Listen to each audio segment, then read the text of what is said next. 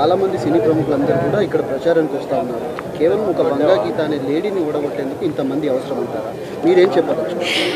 ఏమండి, వంగా గీత గారి యొక్క రాజకీయ ప్రస్థానాన్ని చూసుకుంటే ఆవిడ ఏ స్థాయి నుంచి ఏ స్థాయి వరకు ఆవిడ పనిచేశారు. అండ్ ఆవిడ పనిచేసిన ప్రతి పదవిలోనూ ఆయనకి చేతనైనంత, అంటే ఆవిడ చుట్టూ ఉన్న జనాలకి చేతనైనంత ఆవిడ చేసుకుంటూ వచ్చారు. స్టార్టింగ్ ఫ్రమ్ చిన్న పొజిషన్ ఇస్తే ఆ పొజిషన్ వరకు ఆవిడ ఎంత చేయగలిగారు, కొంచెం ఆ తర్వాత ఎంపీగా ఎంత చేయగలిగారు చూస్తూనే ఉన్నారు, ప్రజలకి తెలుసు. మరి ఇలాంటి ఒక స్ట్రాంగ్ క్యాండిడేట్ని కొట్టాలి అంటే మరి ఆ మాత్రం సపోర్ట్ అవసరం. జబర్దస్త్ టీం అంతా కూడా ఇక్కడ ప్రచారం చేస్తారు. కేవలం పవన్ కళ్యాణ్ అంత ఇమేజ్ ఉన్న వ్యక్తి అయితే జబర్దస్త్ టీం పనిచేయాల్సిన అవసరం ఏంటి? వాళ్ళు పనిచేస్తున్నారు అంటే మరి ఇంకా రకరకాల కారణాలు ఉంటాయండి, రకరకాల ప్రెషర్స్ ఉండొచ్చు, రకరకాల కారణాలు ఉండొచ్చు. కానీ ఒక్క విషయం ఏంటంటే నేనైతే ఖచ్చితంగా చెప్పాలనుకుంటున్నాను, పిఠాపురంలో వంగా గీత గారి గెలుపు ఆల్రెడీ ఖాయం అయిపోయింది ఎప్పుడో.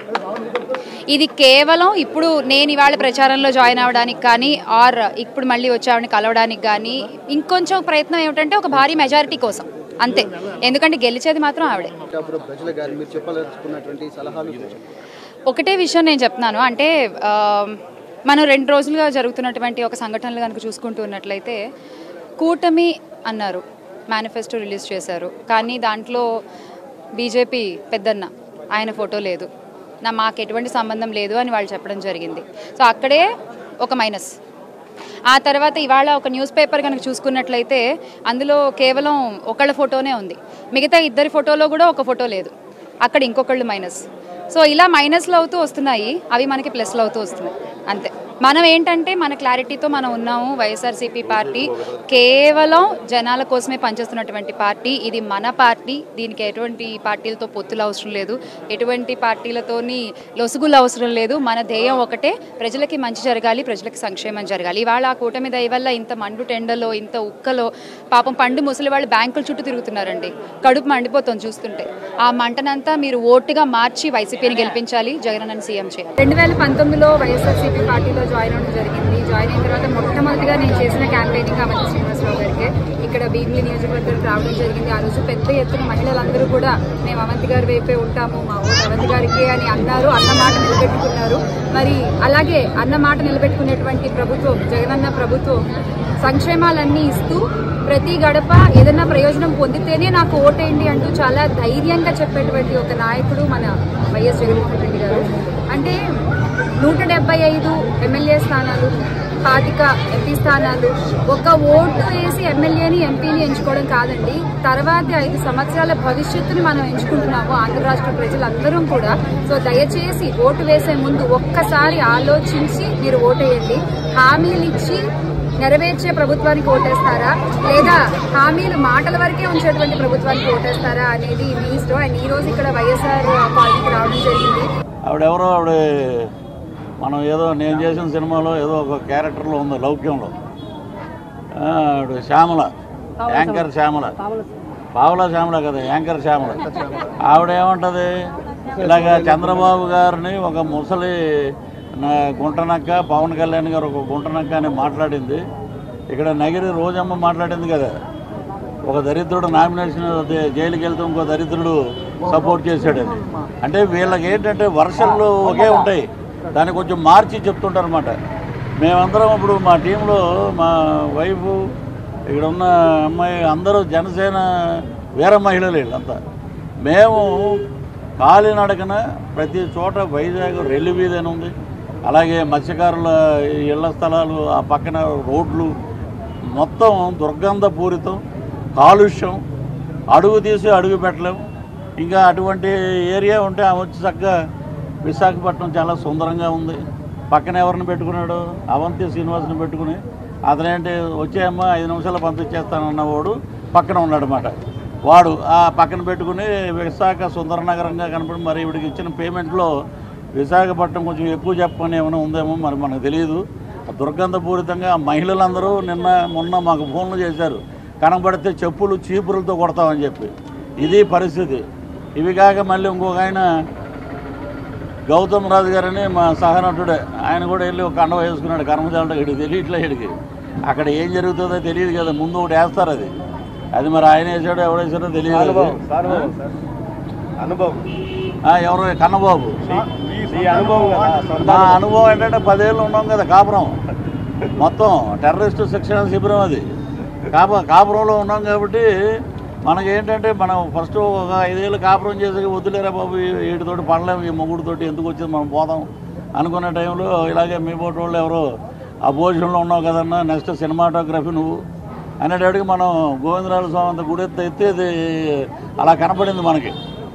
ఇవన్నీ భ్రమ అంటాడు సునీల్ అంటాడు, పక్కన ఒక అమ్మాయి అనగానే ఆవిడ వచ్చి ఎవరి మీ పక్కన అమ్మాయి అంటే భ్రమే, మీకు కనపట్లేదు ఇదంతా భ్రమే, బటన్లు కూడా భ్రమే, ఏమి లేదు అక్కడ. మొత్తం 11 లక్షల కోట్లు అప్పులు చేసి ఈ రోజున నువ్వు బటన్లు నొక్కితే ఎవడైనా ఇప్పుడు ఇక్కడ ఉన్న వ్యాపారస్తులు కానీ మా మీడియా మిత్రులు కానీ బటన్లు ఇప్పించి ఒకరోజు ఏమంటే టప నొక్కుతారు వాళ్ళు. ఎందుకు నొక్కరు అది కొత్తగా మళ్ళీ ఏదో సత్సంగానికి ఇస్తున్నారు. ఆయన ఏంటో ఏమమ్మా ఏంటమ్మా ఏంటి మీరేంటి ఒక విలేకరి సాక్షులు, ఇన్ని వేల కోట్ల ఆస్తులు ఎక్కడి నుంచి వచ్చినాయి మీకు? ఇవి మీరు అడగండి, ప్రతి ఒక్కడు ఎవడొచ్చినా ఏంటమ్మా ఏంటి నీ అహంకారం ఏంటి, నీ ఇదేంటి? ఇవి వెళ్ళిపోయే రోజులు దగ్గరలో ఉన్నాయి. అదే నేను రెడ్డి అయ్యి ఉంటే ఇక్కడ నుంచి కదిలేవాడిని కదా తిరుపతి నుంచి. అది వాళ్ళు చేసే ఇది. ఇప్పుడు సరే పృథ్వీరాజు మాట్లాడాడు ఎక్కడో మాట్లాడాడు అనుకుందాం మనం, సుప్రీంకోర్టు జడ్జి చెప్పాడు నాకు. మరి ఈడు మాట్లాడింది ఏంటి? అరగంటకు వస్తావా, గంటకు వస్తావా? లేకపోతే ఆడంటాడు ఒక దౌర్భాగ్యుడు 3 ఏళ్ల క్రితం మనకి హిందూపూర్ ఎంపీ వరలక్ష్మి వ్రతం రోజున ఆడవాళ్ళందరినీ ఎవరిని వీడియోలు చూడకుండా మా యూట్యూబ్ చూడకుండా అని చెప్పి ఆ దరిద్రం అంతా మనం చూసాం. ఫోరెన్ సెక్స్లో 10 రోజులు 2వ స్థానంలో ఉంది అది. ఇంతకన్నా దౌర్భాగ్యం ఏంటి? ఉపరాష్ట్రపతి ఎన్నికలు జరుగుతుంటే ఓటేయటానికి ముందు 2-3 ఉన్నారు లేడీ ఎంపీలు, ఈయన చూసి ఇలా చూసి వెనక్కి వెళ్ళిపోయారు. మరి ఇలాంటి దౌర్భాగ్యులంతా అక్కడ ఉన్నారు. నెల్లిమర్లలో లోకం మాధవ్ గారి ప్రచారానికి వెళ్తే మత్స్యకారులు పృథ్వీ గారు వచ్చారు, మా మాస్ ఫాలోవర్ మేము, వాళ్ళు మాస్ హీరో సార్ అంటారు నన్ను. చూడంగానే ఒక పెద్ద దండ క్రేన్కి తీసుకొచ్చి ఈ ముఖ్యమంత్రులు వచ్చినప్పుడు పెడతారు అలాంటి దండ తెచ్చారు వాళ్ళు. బాబు పొద్దున్న 7 గంటలకి 8 గంటలకి మేము ఎక్కడో ఉన్నాం, రాత్రి 7 గంటలకు వెళ్ళాము అక్కడికి. ఎండలో బాగా చిన్న వైర్లేసి కడతారంటే అది టెంపర్ అయ్యి చిన్న అల్యూమినియం వైరు టప్ అనేది ఇక్కడ తగిలింది, అది మన కర్మ జాలింది.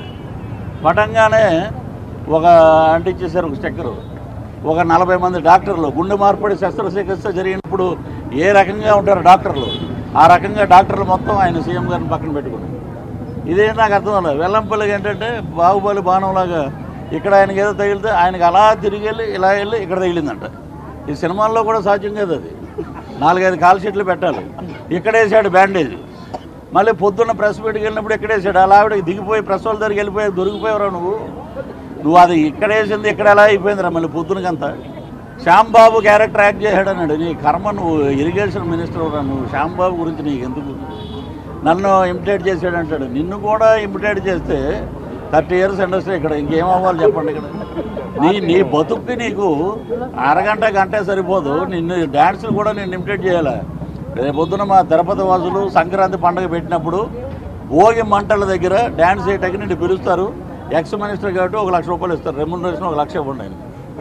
ఇక అంబటి ఏమన్నాడు, 3 పెళ్ళిళ్ళు 2 చోట్ల ఓడిపోయాడు. ఒరే అంబటి రాంబాబు, ఇప్పుడు అడుగుతున్నాం, మన ఈ ఏరియా తిరుపతి నుంచి అడుగుతున్నాం, నీ అల్లుడే ఏం చెప్పాడు? దగుల్బాజీ ఎదవ, భలే టైటిల్ పెట్టాడు అతను, ఎందుకు పనికిరాని ఎదవ. అలాగే శవాల మీద పేలాలు ఏరుకునే ఎదవ, ఒక లేకి పనులు చేసే ఎదవ, సొంత ఇంట్లోనే ఉంది బ్యాండ్. నువ్వు వచ్చి మళ్ళీ మరి జనసేన అధ్యక్షులు పవన్ కళ్యాణ్ గారిని అనే అర్హత నీకేముంది? అక్కడ వస్తే ముద్రగడ్డ పద్మనాభం గారి అమ్మాయి. ప్రకృతి మారిపోతున్నప్పుడు భగవంతుడు ఏంటంటే ఇవన్నీ సృష్టిస్తూ ఉంటాడు, ఇవన్నీ ఇలా జరుగుతుంటాయి. వీళ్ళకి పేరు మార్చుకుంటానంటాడు ఏంటి నాకు అర్థం కాదు. ముద్రగడ్డ రెడ్డి అంట, ఎప్పుడో మార్చాను నేను పేరు. ఇప్పుడు నువ్వు చేసేది ఊడిగం రెడ్లకి, నువ్వు ఇంకా నేను పేరు మార్చుకుంటా, నేను అక్కడికి వెళ్తా, నాకు మొలతాడు లేనోడు, లాగులు లేనోడు, రాజకీయం గురించి మాట్లాడన్నాడు. మొలతాడు రెడీగా చేసాం ఒకటి, మేము కిర్లంపూడి పంపిస్తాం. ఈ పేరు కూడా సాయంత్రం ప్రెస్ క్లబ్లో రిలీజ్ చేస్తున్నాం, అద్భుతంగా. అది కూడా మీ ఇంటికి పంపిస్తాం ఫోటోతో పాటు. రోజున సినిమా యాక్టర్లు మాకు ఉధృతం, సినిమా ఓడు రాకూడదు, సినిమా ఓడి దగ్గర నుంచే కదరా గెలిచి మీరంతా యాదవులందరూ మంత్రులు అయింది. నవరస నట సార్వభౌమ నందమూరి తారక రామారావు గారు పెట్టిన పార్టీలో మీరందరూ గెలిచే కదా అటు ఇటు ఇటు అటు జంప్ అయ్యారు మీరు. సినిమా వాడు కదా ఆయన. కాబట్టి మొత్తం రాష్ట్రం మొత్తం ఉమ్మడి అభ్యర్థులకి ఈ రోజున సీఎం రమేష్ గారి మీద కూడా ఎలిగేషన్ పెట్టారు, నాన్ లోకల్ అని. మరి ఆవిడ అప్పుడు వైజాగ్లో విజయం గారిని పెట్టారు, అప్పుడు ఆవిడ నాన్ లోకల్ కదా. మరి ఈ రకంగా ఈవిడేంటి పిఠాపురం వంగ గీత, ఆవిడ అలా పిలవాలి మనం, వంగ గీత అని. గౌతమ్ రాజు అనే కమెడియన్ అంటాడు, అబ్బా చాలా చేసింది అవి, అసలు చేయటానికి ఇంకేం లేదు, సముద్రం కూడా పైన స్లాబ్ వేసేస్తున్నారంట. మొత్తం మత్స్యకారులు ఏమన్నారంటే అరబిందో ఫ్యాక్టరీ కెమికల్ యొక్క కాలుష్యం మొత్తం వచ్చి కలుస్తుందండి, చేపలన్నీ రొయ్యలన్నీ కాలుష్యం వల్ల పాడైపోతున్నాయి, అవి తిన్న ప్రజలకి కానీ మాకు కానీ కిడ్నీ సంబంధించిన వ్యాధులు వస్తున్నాయి. కాబట్టి మీరు అరవిందోకి సంబంధించినటువంటి ఎవరిదనుకున్నారు, అది ఏటూ విజయసాయిరెడ్డి గారిది. ఇప్పుడు వాళ్ళ అల్లుడు మొన్నే జైలుకి వెళ్ళాడు, తీహార్ జైలుకి వెళితే ఇవన్నీ కింద కింద చాలా ఉన్నాయి, అవి తీయరు బయటికి. ఒక బుర్జురాజు మాట్లాడాడు అంటారు. ఇప్పుడు ఆయన తీహార్ జైలు నుంచి రాగానే ఇమీడియట్గా బోర్డు మెంబరు, మీకు తెలుసో లేదో. మరి రాష్ట్ర ప్రజలు సంక్షేమం దిశగా బ్రహ్మాండంగా సంక్షేమం వైపు ఈ ప్రభుత్వం పనిచేస్తుంది. సంక్షేమానికే పెద్దపీట వేస్తాం. 136 అసెంబ్లీ స్థానాలు, 21 పార్లమెంటు స్థానాలు గెలుచుకుంటుంది తథ్యం.